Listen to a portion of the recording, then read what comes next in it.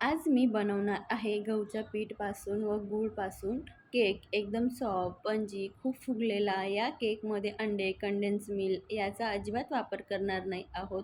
देसी स्वादवाला cake आहे. तुम्ही वाटेल तेवढा खाऊ शकता. रोज खा, तुम्हाला खूप आवडेल. नमस्कार, द रियाज किचनमध्ये पुन्हा एकदा मनापासून स्वागत आहे तुमचं. व्हिडिओ पाहण्यापूर्वी जर तुम्ही माझ्या चॅनलवर नवीन असाल तर चॅनलला सबस्क्राईब करा. माझ्या नवनवीन रेसिपीचं तुम्हाला नोटिफिकेशन पडत राहील. चला मग न वेळ घालवता आपण रेसिपीकडे वळूया. आता आपण इथं सर्वात आधी गुळाचं सिरप बनवून घेऊया. मी इथं 100 ग्रॅम गूळ घेतलेला आहे आणि वाटीच्या प्रमाणाने इथं 1 वाटी गूळ घेतलेला आहे. आता आपण त्याचं सिरप बनवून घेऊया. इथं मी गॅस ऑन करून घेतलेला आहे, बघू शकता तुम्ही. त्याच्यात आता आपण पातेलीमध्ये गूळ ॲड करून घेऊया आणि 2 ते 3 स्पून पोहे खायचं मी पाणी ॲड केलेलं आहे. आपल्याला गुळाला वितळून घ्यायचं आणि पाण्याला नॉर्मल उकळी आणून घ्यायची. बघू शकता तुम्ही आपलं गूळ वितळून झालेलं आहे. आता आपण पाणीला गाळून घेऊया गूळचं सिरपला आणि गार करण्यासाठी ठेवून घेऊया. जोपर्यंत पाणी गार नाही होत गुळाचं तोपर्यंत आता आपण बॅटरची तयारी करून घेऊया. इथं मी गव्हाचं पीठ घेतलेलं आहे 1 वाटी. ग्रॅममध्ये बघायला जाणार तर 100 ग्रॅम पीठ आहे गव्हाचं. त्याला आपल्याला चाळून घ्यायचं आहे, डायरेक्ट वापरायचं नाही आहे. इथं मी पाव वाटी रवा ॲड करते. रवाला पण चाळून घ्यायचं आहे. सर्वात महत्त्वाचं इथं आपण आता बेकिंग पावडर टाकलेली आहे. हे अगदी तुम्हाला मोजूनच घ्यायचं आहे. इथं मी अर्धा चम्मच बेकिंग पावडर आणि अर्धा चम्मच बेकिंग सोडा यूज केलेला आहे.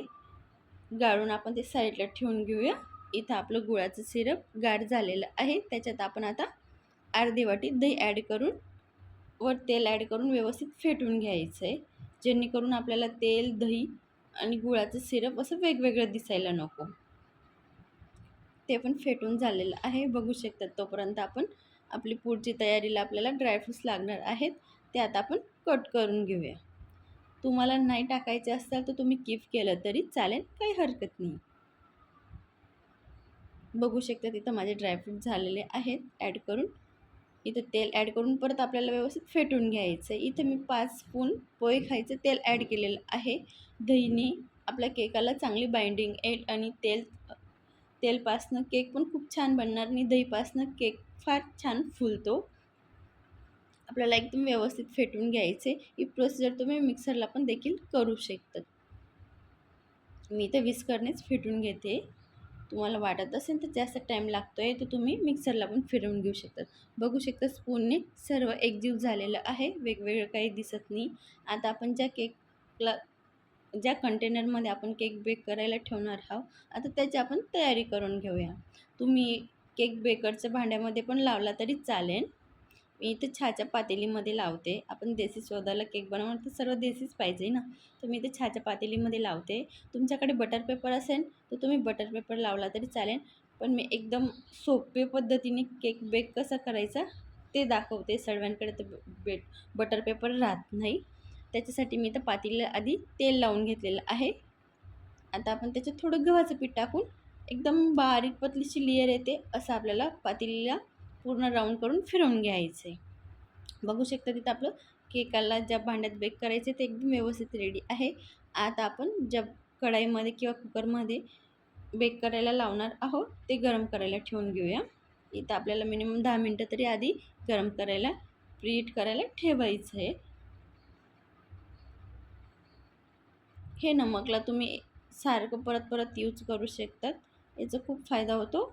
आणि प्लस म्हणजे असं तुम्ही शेंगदाणे वगैरे काही हे करतात ना, त्यात पण हे नमकचा वापर होतो. हे नमक स्टोअर करून ठेवायचं, अजिबात फेकायचं वगैरे काही नाही आहे.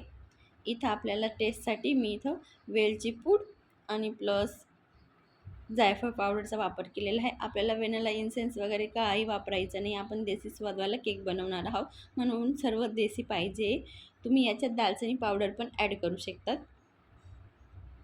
आपल्याला आता अर्धं पीठ टाकून घेतलेलं आहे, अर्धं परत टाकून घेऊया आणि व्यवस्थित फेटून घ्यायचं आहे. बघू शकता ते थोडं ड्राय आहे. आता आपण दूध ॲड करून घ्यायचं आहे. थोडं थोडं दूध ॲड करून बेटर व्यवस्थित छान करून घ्यायचं आहे. इथं मला थोडं बोटाला लागल्यामुळे फेटता येत नाही आहे. तुम्ही एकदम व्यवस्थित फेटून घेणार आरामाने. याला जास्त ताकद वगैरे लावायची काही गरज नाही आहे. दूध टाकल्यावर थोडं ते आपण बेकिंग पावडर वगैरे टाकलं तर क्रिया चालू झाली ती फुगायची. तर मला भांडं छोटं पडलं तर मी दुसऱ्या भांड्यात ट्रान्सफर करून घेतलेलं आहे. मी तो अर्धी वाटी दूध घेतलेलं आहे. ज्या वाटीने पीठ घेतलेलं त्या वाटीने. तर मला जसं लागेल तसं मी थोडं थोडं दूध यूज करत जाईल. सॉरी, पाणी नाही, दूध यूज करत जाईल. इथं ऑलमोस्ट मला पूर्ण दूधचा वापर केलेला आहे मी शेवटपर्यंत, जोपर्यंत बॅटर बनतो तोपर्यंत. बघू शकता तुम्ही, हळूहळू व्हिडिओमध्ये तुम्हाला दिसेलच पुढं. व्यवस्थित छान फेटून घ्यायचे. सगळ्यात मेन आपलं बॅटर छान बनायला पाहिजे, जेणेकरून आपला केक परफेक्ट बनेल. इथं मी बदाम ॲड केलेले आहेत, बघू शकता तुम्ही. आणि नॉर्मल घट्ट वाटलं बॅटर तर प्लस अजून दूध ॲड केलेलं आहे. बॅटरची कन्सिस्टन्सी खूप छान हवी, जेणेकरून जास्त पातळ पण नाही, जास्त घट्ट पण नाही. इथं आपलं बॅटर रेडी आहे. आता आपण ज्या भांड्यात आपल्याला बेक करायला ठेवायचे त्याच्यात ट्रान्सफर करून घेऊया.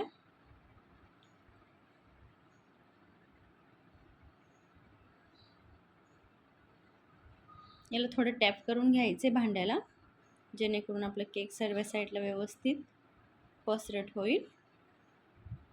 बघू शकता तुम्ही मी व्हिडिओमध्ये दाखवल्याप्रमाणे.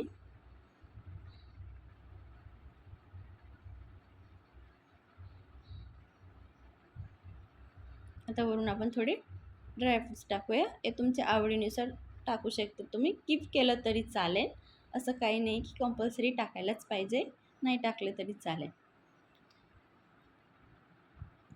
आता आपण बेक करायला ठेवून घेऊया. इथे 10 मिनटं झालेली आहेत. कढई खूप छान गरम झालेली आहे. आता आपण वर झाकून घेऊया आणि 40 मिनटानंतर परत चेक करून घेऊया.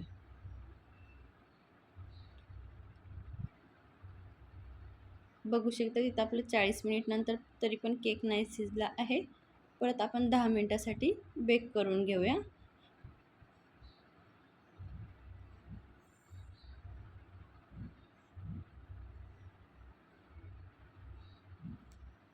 आता आपला केक परफेक्ट झालेला आहे, बघू शकतात. आपण आता 30 मिनटासाठी गार करायला ठेवून घेऊया.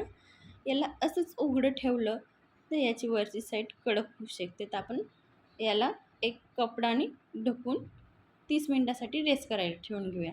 30 मिनटानंतर तुम्ही बघू शकतात केक खूप छान बनलेला आहे, खूप स्पंजी सॉफ्ट आहे. बॅटर बनवायला अगदी 15 ते 20 मिनटं लागतात आणि त्याच्यानंतरची प्रोसिजर तर आपोआप होत राहते. आपण दुसरं काम पण करू शकतात. बनवायला इतका वेळ वगैरे लागत नाही. हा केक खूप छान आहे, बनवायला खूप कमी टाईम लागतो. केक बनवताना बॅटरची आणि जे साहित्य वापरणार ते खूप मोजून मापून घ्यायचे. हा केक बनवायला खूप सोपा आहे आणि शुगर फ्री आहे. डायबिटीसवाले लहान मुलं अगदी खाऊ शकतात, रोज खाऊ शकतात. त्याच्याने काही नुकसान होणार नाही, खूप हेल्दी आहे. रेसिपी आवडली असेल तर तुम्ही पण नक्की ट्राय करून बघा. अशाच छानशा रेसिपीसोबत भेटूया. तोपर्यंत धन्यवाद.